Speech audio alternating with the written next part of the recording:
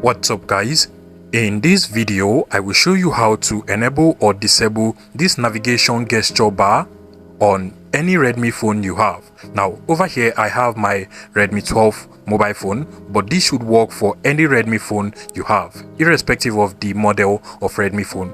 Now basically what you want to do is to just head over to the settings of your Redmi phone, and then from here you just want to scroll down to where you have the home screen option. Select that, and then you're going to see the navigation system option over here. Go ahead and select that, and from here you can now select gestures to enable the navigation gesture bar, or you can as well just select the buttons to disable the navigation gesture bar and enable the 3-button navigation bar on your Redmi phone. As you can see, I have just disabled it. If I want to enable it, I'll just select gesture over here, and automatically it will be enabled for my Redmi phone. And that is basically how to enable or disable the navigation gesture bar on any Redmi phone you have. If you find this video useful, please make sure you smash that like button and subscribe to this YouTube channel for more interesting tech tips like this one.